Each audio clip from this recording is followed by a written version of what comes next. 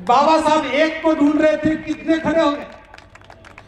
अब तालियां बजा सकते हैं, अब तालियां बजा सकते हो।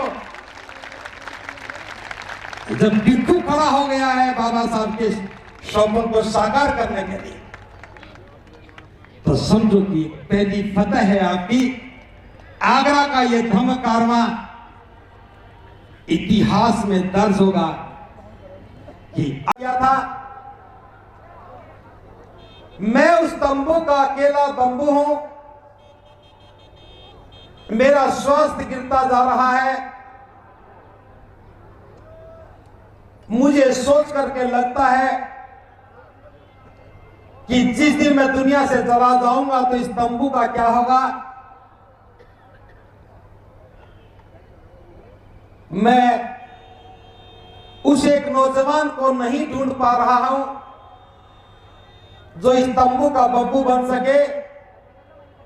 अगर ऐसा नौजवान मिल जाए तो मैं चैन से मर सकूं। ये बाबा साहब के आखिरी शब्द थे और उसके बाद बस इतना ही कहा था। आपने मेरी बात को बड़े ध्यान से सुना है, आपका आभार। और आभार व्यक्त करके बाबा साहब चले गए। मुझे समझने में बहुत समय लगा।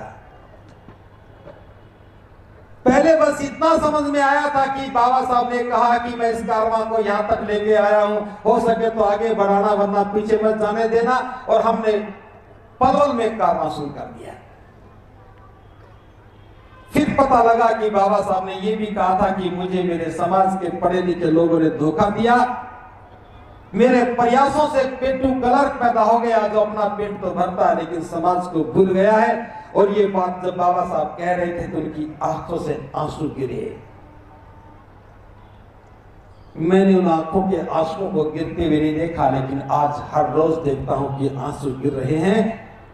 और हम बाबा साहब की जयंती पर नृत्य किया नचा करके आनंदित हो रहे हैं। बाबा साहब की जयंती समस्याओं के समाधान के लिए मननी चाहिए थी और हम बाबा साहब की जयंतियों में अपना सम्मान ढूंढने लग गए।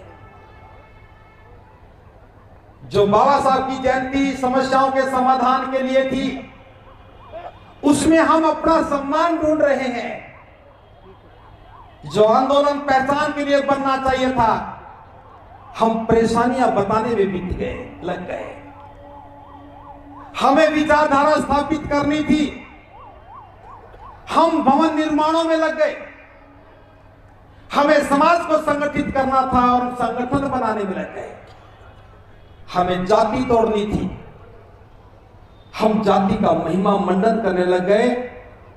हमें सामाजिक परंपराओं को खत्म करना था, उन परंपराओं में हम अपनी प्रतिष्ठा ढूंढने लग गए।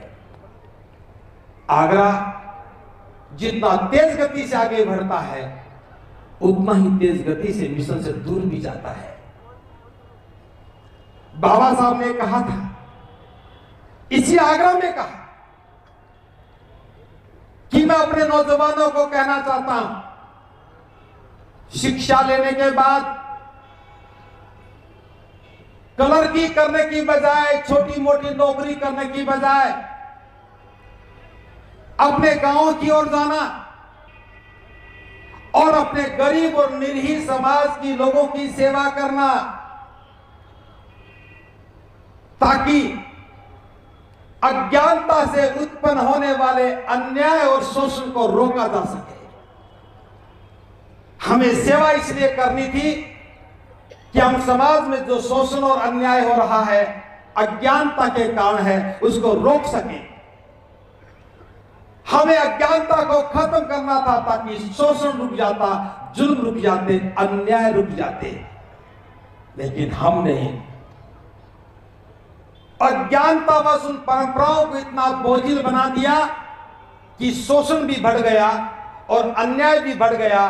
गुनाहगार वो सारे लोग हैं जो शादियों के नाम पर दावत में जाते हैं, बाराती बनकर के नाचते हैं। घर में शाम को दाल बने ही ना बने लेकिन बच्चे की रिश्ता तो होटल में करते हैं। मैं मना नहीं करता होटल में शादी करने के लिए,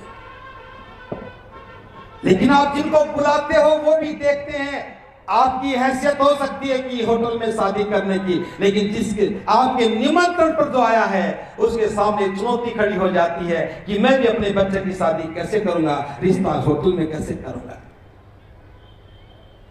समाज कर्जदार होता चला गया, कारोबार चौपट होते चले गए, बाजार की दुकानें, बस्ती के मकान बिकते चले गए, देहात में शोषण बढ़ता चला गया, लेकिन हमें होश नहीं आया और बाबा साहब के आंसुओं की कदर हम कैसे कर सकते थे जब वर्तमान में होती हुई घटनाओं को हम नजरअंदाज कर रहे हैं, समझ नहीं पा रहे हैं। बाबा साहब ढूंढने के लिए आए थे आगरा में कोई तंबू का बंबू बन जाए, ढूंढ नहीं पाए। अपनी इच्छा को लेकर के, हसरत को लेकर के बाबा साहब दुनिया से विदा हो गए। हम जयंती तो मनाना जारी रखा, लेकिन तंबू का बंबू ढूंढना भूल गए। क्या था तंबू के बंबू में? जो तंबू हमारी सुरक्षा दे रहा है, शिक्षा की सुरक्षा, मान सम्मान की सुरक्षा, स्वाभिमान की सुरक्षा, हम इस देश के नागरिक हैं इसकी सुरक्षा, हम इस देश के हुक्मरान बन सकते हैं इसकी सुरक्षा, वोट का अधिकार, शासन करने का अधिकार, प्रशासन के उच्च से उच्च पद पर जाने का अधिकार, ये सारी सुरक्षा जो है ये बाबा साहब के बनाए तंबू से है। ताली वही बजाए जो तंबू का बंबू बनने का सोचता है, और सोचने से काम नहीं बनेगा। मैं बहुत साफ कहता हूं, मुझे बहुत अच्छा लगता है जब कोई व्यक्ति मेरी बात का बुरा मानता है, क्योंकि अच्छा मानने वाले उनका लगता कुछ नहीं है, वो तो अच्छा कह करके खुश हो जाते हैं, लेकिन जो बुरा मानते हैं वो मुझे भी सोचने के लिए मजबूर करते हैं। तंबू का बंबू बनना था। आपको याद होगा कि पुराने जमाने में कच्चे मकानों की छतें होती थी, उसमें लकड़ी के सैतीर लगे होते थे और उनको साधने के लिए हम बंबू लगाते थे। देहात से है बात समझ सकते थे। तो बाबा साहब ने जो तंबू बनाया उसके बंबू भी बाबा साहब थे। उस छत को साधने के लिए साइडों में छोटी छोटी डंडियां लगा देते थे ताकि छोटे छोटे बरगे उनके ऊपर आ जाएं, थोड़ा भार वो भी ले ले। मैं ताली बजाने वालों से इतना ही कहता हूं, बंबू भले ना बन सको, वो टेक जरूर बन जाना जिसपे कुछ टिक सके, क्योंकि बंबू पर सारा भार रहता है, जो टेक होती है वो थोड़ा सा सहारा देती है। तो तंबू का बंबू एक सहारा भी है, जो हमें सहारा भी बनना चाहिए। आज 68 साल के बाद हमें समझ में आया कि बाबा साहब की उस बंबू की खोज को हमें जारी रखना चाहिए, ढूंढना चाहिए। धन का संग्रह करना नहीं होता, लक्ष्य को समर्पित होते ही हैं, लौट के कहीं जाना नहीं, खोने की कोई चिंता नहीं। और बंबू में क्या योग्यता चाहिए? बुद्ध अलंकार जी लिख के लाए थे, दे दो मैं पढ़ के बता दूं। मैं भी ये हौसला जब ही कर पाया जब इनका लिखा पढ़ लिया, और अकेले ने नहीं लिखा, राजस्थान के लोग भी लगे, हरियाणा के भी लगे, दिल्ली के भी लगे, उत्तर प्रदेश के भी लगे। इन्होंने लिखा कि 6 बातें हैं जो इनको पूरा करेगा और तंबू का बंबू बनेगा। पहली बात तो यह है कि बुद्ध ही मेरे एकमात्र शास्ता हैं, उनके प्रति मैं अगाध श्रद्धा रखूंगा।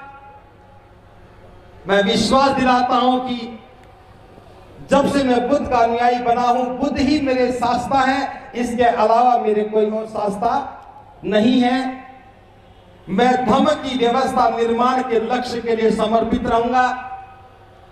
यह निर्णय भी पहले हो चुका है। इसके अतिरिक्त हम तो उसी लक्ष्य के लिए समर्पित हैं, तो मेरा अपना कोई लक्ष्य नहीं है।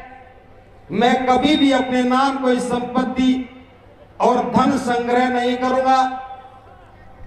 मेरे पास कोई संपत्ति नहीं है। एक कार है, उस पर भी बैंक का कर्ज है, 9 किस्तें बकाया है, वो भी चुका दूंगा,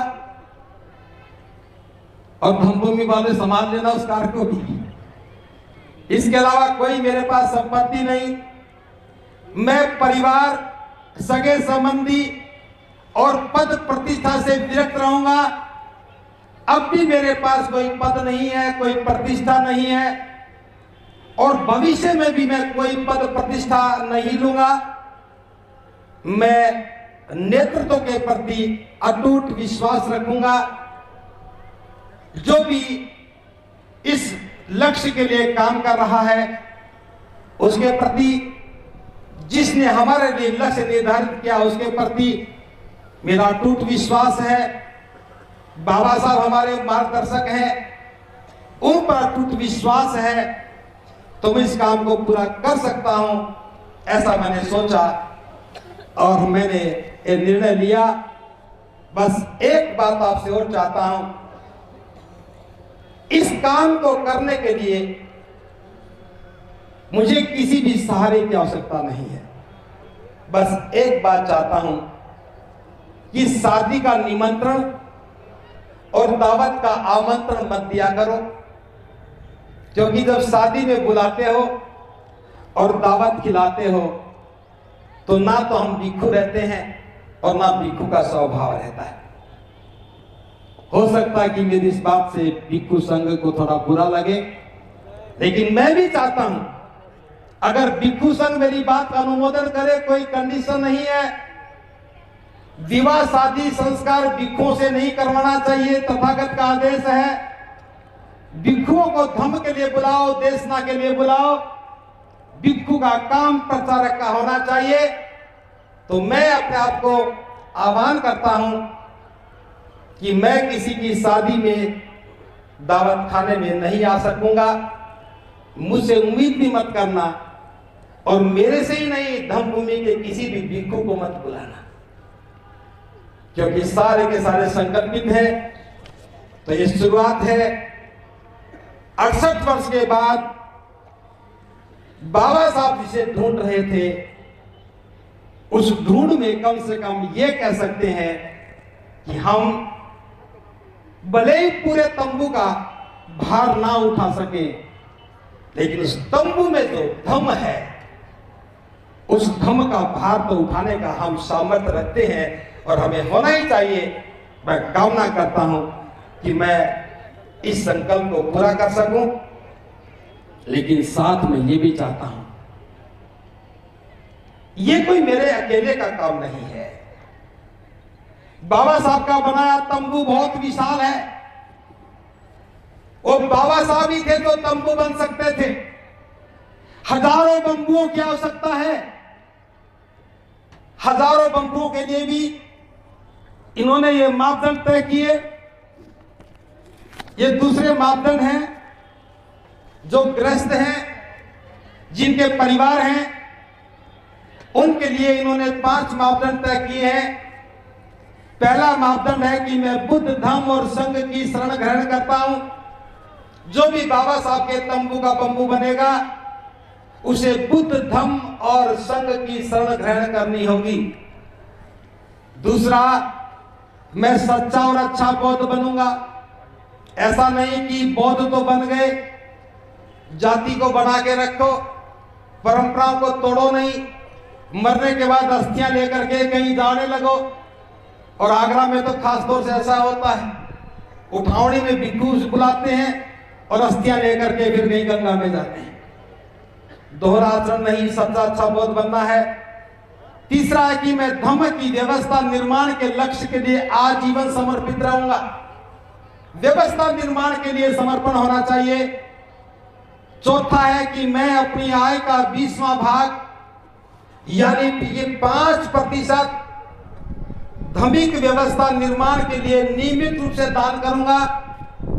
ये बात भी बाबा साहब ने आगरा में ही कही थी, 18 मार्च को भी कही और 14 अक्टूबर को 56 में भी कही। मैं नेतृत्व के प्रति अटूट विश्वास रखूंगा।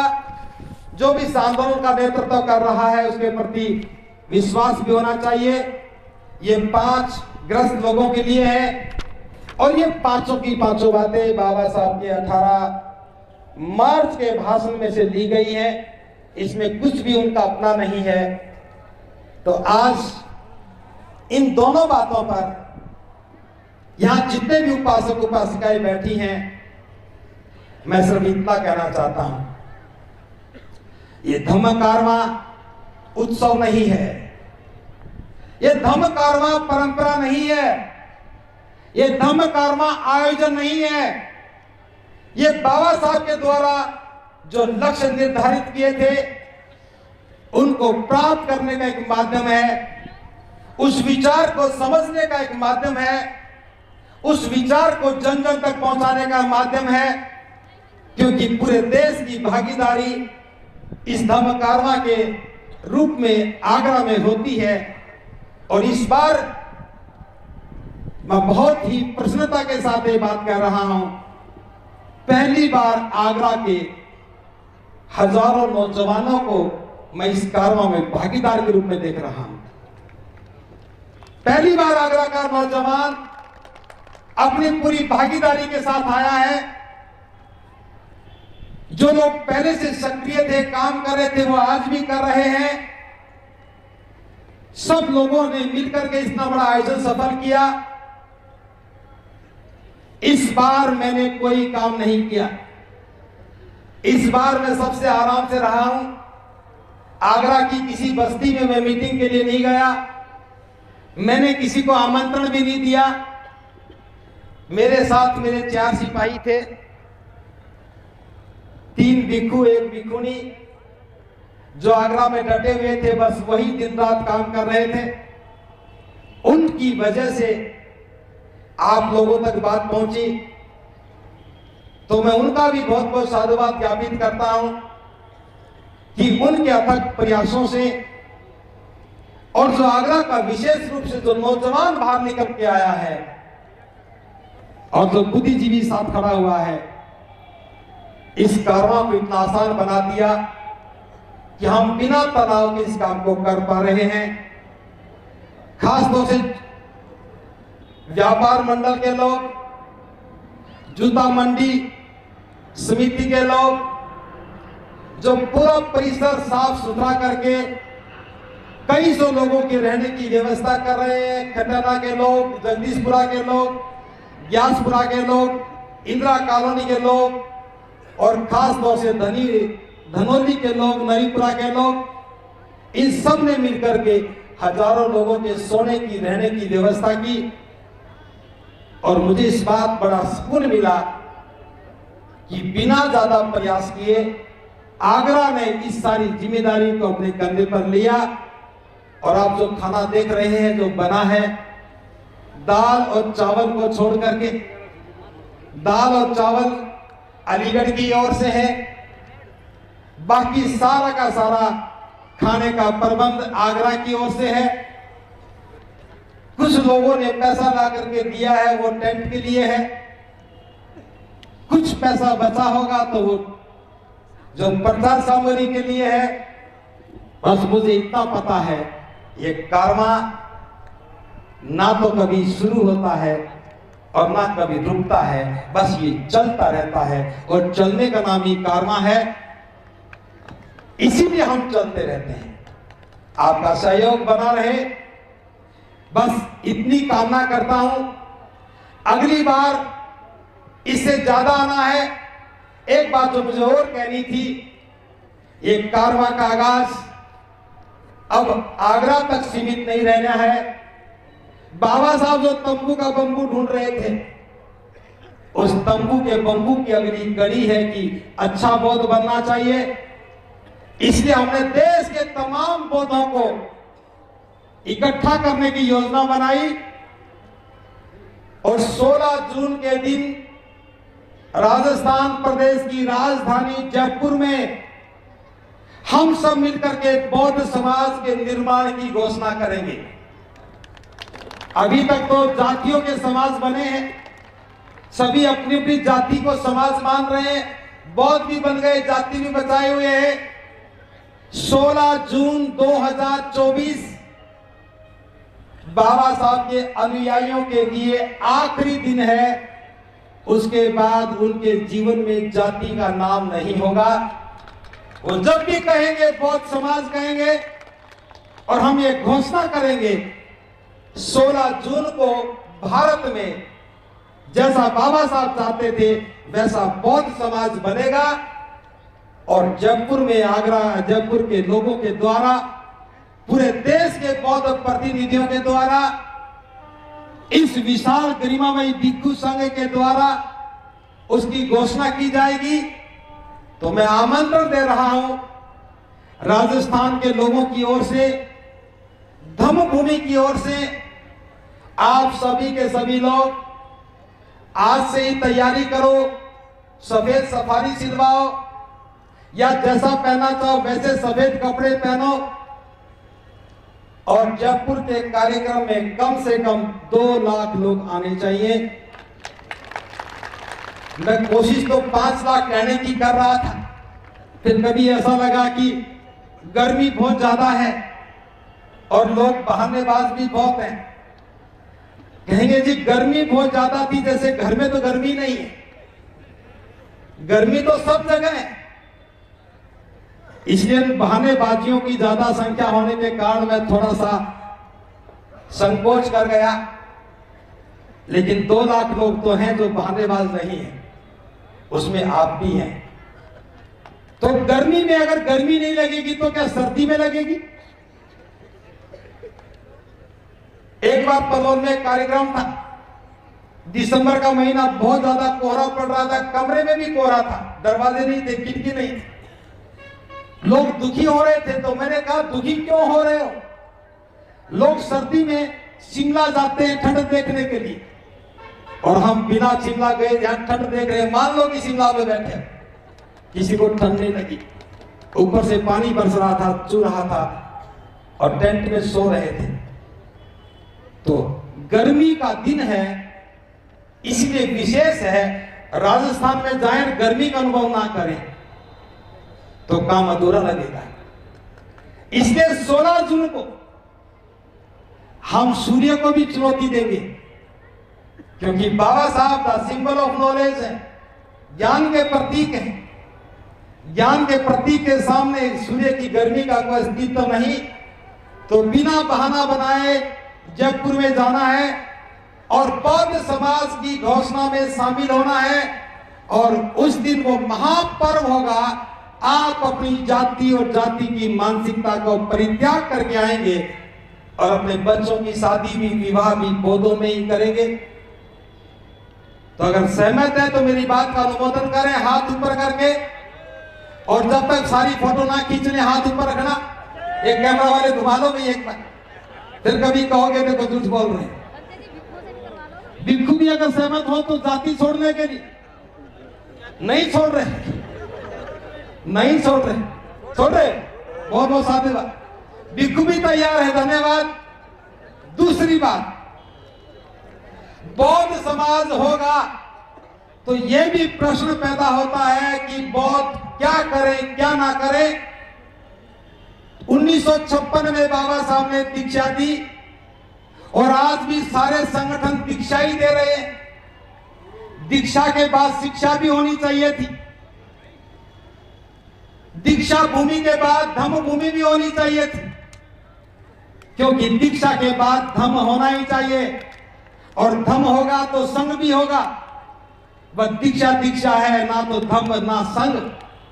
तो हमने बौद्धों का कोड ऑफ कंडक्ट, बौद्धों का आचरण कैसा हो, बौद्धों का व्यवहार कैसा हो, उनके पर्व कैसे हो, उनकी परंपरा कैसी हो, उनके प्रतीक कैसे हो, बैसाख पूर्णिमा को कैसे मनाएंगे, धम्म चक्र कैसे मनाएंगे, अशोक विजयदशमी का पर्व कैसे मनाएंगे, सारे पर्व सुव्यवस्थित करेंगे।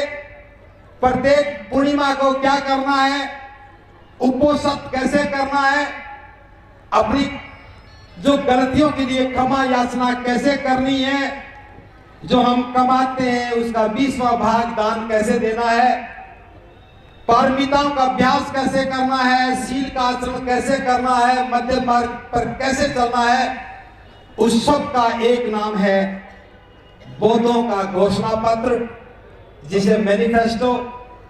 वो तैयार हो चुका है। पिछले 2 महीने से लगभग 120 लोग उस घोषणा पत्र में काम कर रहे हैं। अभी हमने जयपुर में भिक्षुणी संघ के साथ दीक्षा भूमि पर इस पर चर्चा की।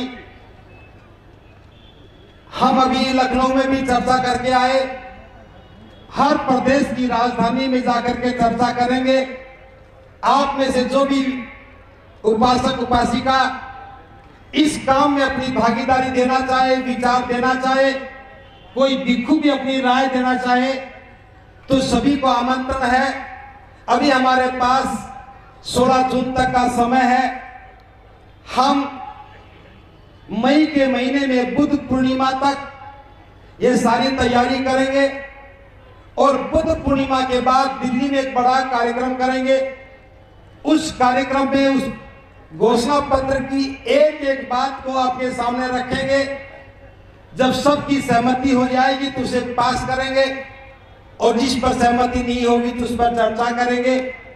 और उस दिन हम उस घोषणा पत्र को पूरा सही करके सभी के हस्ताक्षर करवाएंगे, ताकि हम समाज को बता सकें, देश को बता सकें कि ये घोषणा पत्र को एक व्यक्ति ने नहीं बनाया, एक संगठन ने नहीं बनाया, ये देश के सभी बौद्धों की, भिक्षुओं की, विद्वानों की, सामाजिक कार्यकर्ताओं की, संगठनकर्ताओं की भूमिका से बना है। तो 16 जून के बाद इस देश के सभी बौद्ध उस घोषणा पत्र के अनुसार आचरण करेंगे। उनका व्यवहार होगा, एक सलीका होगा, जीने की एक तहजीब होगी। हम ठीक ढंग से अगर मैं बात कहूं तो बौद्धों के अपने संखार होंगे, बौद्धों के अपने पर्व होंगे, कोई कंफ्यूजन नहीं होगा। अभी बड़ा कंफ्यूजन है। जो बुद्धंग नमामि नहीं कहते, जो धम्मंग नमामि नहीं कहते, दिवाली आते ही कहेंगे कि दीपोदान मनाओ, होली पे कहेंगे कि लाल नहीं नीला रंग मनाओ लगाओ, रक्षाबंधन पे कहेंगे कि बहन राखी बांधती थी भाई भी बांध ले। कंफ्यूजन पैदा करने वाले बौद्धों को भी गुमराह कर रहे हैं, लेकिन बौद्ध गुमराह नहीं होते। ये विशाल भिक्षु संघ इस बात का आगाज करेगा। जब भिक्षु संघ अपने हाथ से हस्ताक्षर करके उस घोषणा पत्र को जारी करेगा, तो हम कह सकेंगे कि ये घोषणा पत्र एक अथॉरिटी ने जारी किया है, एक व्यक्ति ने नहीं। और वो संघ की अथॉरिटी क्या है, धम्म की अथॉरिटी क्या है, ये मंच पर बैठा हुआ भिक्षु संघ। तैयार है? सारे भिक्षु संघ के हस्ताक्षर के बाद वो घोषणा पत्र जारी होगा। फिर बौद्ध दोबारा से अपने गौरवशाली भारत की स्थापना करेंगे। फिर सम्राट अशोक, फिर बाबा साहब, फिर कनिष्क, सम्राट हर्षवर्धन, ये सारे हमें समझ में आने लगेंगे। एक बार फिर सारनाथ, नालंदा, तक्षशिला जैसा इतिहास हमारी आंखों के सामने होगा। तो मैं ये बात इस फक्र के साथ इसलिए कह रहा हूं, बाबा साहब के आगरा आने के 68 वर्ष के बाद 69वें वर्ष में एक समाधान निकल करके आया है। बाबा साहब जैसा देश देखना चाहते थे, जैसे समाज देखना चाहते थे, जैसा बौद्ध देखना चाहते थे, इस कारवां ने वैसा बनाने का एक आगाज कर दिया है। तो इसी आगाज के साथ मैं आमंत्रण दे रहा हूं 16 जून के कार्यक्रम के लिए। परिवार सहित आना है, छोटे छोटे बच्चों को भी लेके आना है, सफेद कपड़े में लेके आना है। और शायद ये कार्यक्रम 2 दिन का करेंगे, वो बाद में बता देंगे। और जिन लोगों को इस अभियान में हिस्सादारी करनी है, 3 महीने के लिए जो जीवन में रहना चाहे, या 3 महीने के लिए जो घर छोड़ करके सफेद कपड़े में रहना चाहे, वो त्रिलोकी बुद्ध विहार आगरा में आ सकता है। हम चाहते हैं कि आपके त्याग से, आपके सहयोग से, आपके प्रयासों से ये अगला कार्यक्रम भी सुंदर बन जाए। बस मैं ज्यादा बात ना करते हुए, मैंने सिर्फ काम करने की बातें की हैं। जो काम करना है वो दोहराया है, लक्ष्य तय किया है। बाबा साहब ने जो हमें लक्ष्य दिया था, बस उस लक्ष्य में मैंने आप सबको भागीदार बनाने के लिए कोशिश की है। तो मैं कामना करता हूं ये कारवां एक नई इतिहास लिखने की शुरुआत है। और मुझे बात करते हुए फख्र है, अब बाबा साहब के तंबू के हजारों बंबू बनेंगे और जिसको भी बंबू बनना है ये मौका है। अभी जो बैठे हैं वो उठे नहीं, जो जा रहे हैं वो रुक जाएं। घर दूर नहीं जाएगा, पक्की बात है। पृथ्वी की गति चाहे कितनी भी हो, घर की दूरी नहीं बढ़ेगी, वह याद रखना। ये पृथ्वी घूम रही है, घर की दूरी वहीं की वहीं मिलेगी। आधे घंटे के बाद भी जाओगे तो भी घर वहीं मिलेगा, किराया भी इतना लगेगा। बस आए हो तो थोड़ा रुकिए। जो नौजवान जो तंबू का बंबू बनने की घोषणा करना चाहते हैं, उनके उत्साह के लिए आपकी तालियों की गड़गड़ाहट की आवश्यकता है। अभी तो कोई बना भी नहीं है, बने तो बजाना, क्योंकि मैं तो तालियां बहुत ले चुका हूं। जो बने तो बनाना, इसलिए मैं अपनी बात को यहां रोक रहा हूं। जो घर बार त्याग करके, परिव्राजक बन करके, भिक्षु बन करके या भिक्षु बना हुआ हो, अगर वो तंबू का बंबू बनना चाहता है तो खड़े हो जाए। 1 2 3 4 5 जो तंबू का बंबू बना, इतने सारे आप देखो, दिए तले अंधेरा। बाबा साहब एक को ढूंढ रहे थे, कितने खड़े हो गए। अब तालियां बजा सकते हैं, अब तालियां बजा सकते हो।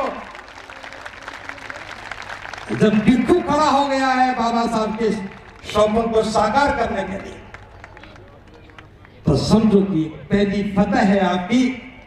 आगरा का यह धम्म कारवां इतिहास में दर्ज होगा कि 68 वर्ष के बाद भले सही हो, लेकिन आगरा के लोगों ने उस बात को समझा, भारत के बौद्ध लोगों ने बात को समझा और भिक्षुओं ने अपना दायित्व समझा।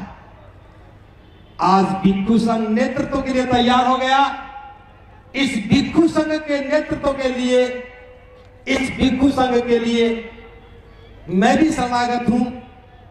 मैं भी भिक्षु संघ के नेतृत्व में ही अपनी सारी ऊर्जा लगाऊंगा और आपको चाहता हूं कि भिक्षु संघ के लिए तालियां बजा करके और हाथ ऊपर करके साधु साधु कह करके बहुत बहुत साधुवाद। ये सारे लोग तंबू के बंबू हैं, बैठिए। वैसे हमारी कोशिश तो थी कि इनसे पढ़वाते, लेकिन काम लंबा हो जाएगा, ज्यादा लोग हो गए, पढ़वाने में समय लगेगा। ये काम तो हम चुपचाप भी कर लेंगे। मैं भूल गया था कि भिक्षु और भिक्षुणी में कोई अंतर होता है। चलो, बंती जी की बात को मैं बिल्कुल मानता हूं, अपनी गलती स्वीकार करता हूं। भिक्षुणियां भी हैं, क्योंकि हमें तो पता ही नहीं होता कि भिक्षु भिक्षुणी में भी कोई भेद होता है। आप इस भेद को जिंदा रखे हुए हैं, अच्छी बात है, जरूरी है। मैं फिर ले रहा हूं, भिक्षु और भिक्षुणी संघ संयुक्त रूप से नेतृत्व प्रदान करेंगे और अपनी गलती के लिए क्षमा याचना कर रहा हूं। भिक्षुणी संघ हमें माफ करे। ये आंदोलन है, यहां शब्दों का कोई संयोजन नहीं है, कुछ भी बनावट नहीं है। ये सिर्फ और सिर्फ लक्ष्य के लिए एक समर्पित आंदोलन है। अब मैं आह्वान करना चाहता हूं नौजवानों को, जिन्होंने शादियां नहीं की लेकिन भटक रहे हैं, कभी एमएलए बनने के लिए, कभी एमपी बनने के लिए, कभी विधानसभा अध्यक्ष बनने के लिए। मैं जिनको कह रहा हूं वो मेरी बात सीधी समझ रहे हैं।